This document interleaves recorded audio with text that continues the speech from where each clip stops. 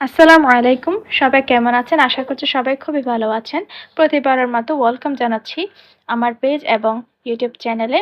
আমি আজকে তৈরি করে দেখাবো খুব সহজ পদ্ধতিতে কিভাবে ছানা কাটাবেন আপনারা। এজন্য প্রথমে আমি কড়াইতে ১ লিটার দুধ নিয়ে নিলাম। আমি আজকে ১ লিটার দুধের ছানা কাটাবো। চুলাতে দুধটা দেওয়ার পরে অনবরত নাড়িয়ে ছাড়িয়ে বলক উঠিয়ে নিতে হবে, যাতে উপরে কোনো রকম ছানার পরত না বসে। তো নাড়িয়ে ছাড়িয়ে শুধু একটা বলক উঠলেই আপনারা এটা নামিয়ে নেবেন। তো আমার একটা বলক ওঠার পরে আমি এটা নামিয়ে নেব। এরপরে আমি একটা ভিনেগার আর পানির মিশ্রণ তৈরি করে নিচ্ছি ছানা কাটানোর জন্য। আপনারা লেবু দিয়েও কাটাতে পারেন, তবে ভিনেগার দিয়ে সবচেয়ে ভালো।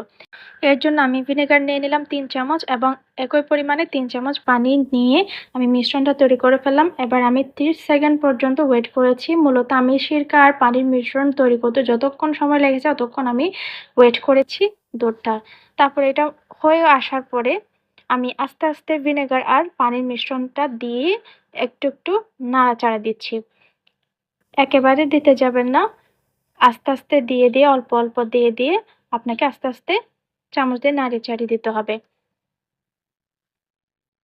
এরপর আমি শেষ ধাপে সম্পূর্ণ দেওয়ার পরে নাড়িয়ে ছাড়িয়ে দিচ্ছি। আপনারা দেখুন, দেখতে পাচ্ছেন আস্তে আস্তে পানি থেকে ছানাটা আলাদা হয়ে যাচ্ছে, সুন্দর মতো আলাদা হয়ে গেছে।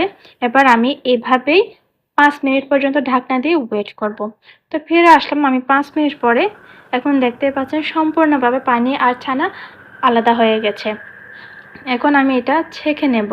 তো ছেঁকে নেওয়ার জন্য আমি একটা পাতলা সাদা সুতির কাপড় নিয়ে নিয়েছি আর সাথে একটা বোল নিয়েছি। এবার আমি বোলের মধ্যে এই কাপড়টা বিছিয়ে দেব, তারপরে ছানাটা ছেঁকে নিচ্ছি।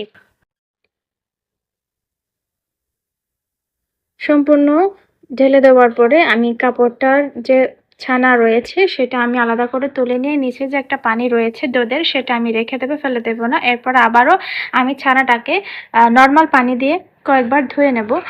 ধুয়ে নেওয়ার ফলে ভিনেগারের যে একটা ঘ্রাণ বা স্বাদ আছে সেটা সম্পূর্ণ কাটিয়ে যাবে। তো কয়েকবার করে আমি পানি দিয়ে হাত দিয়ে একটু নাড়াচাড়া করে আমি এটা ধুয়ে নেব।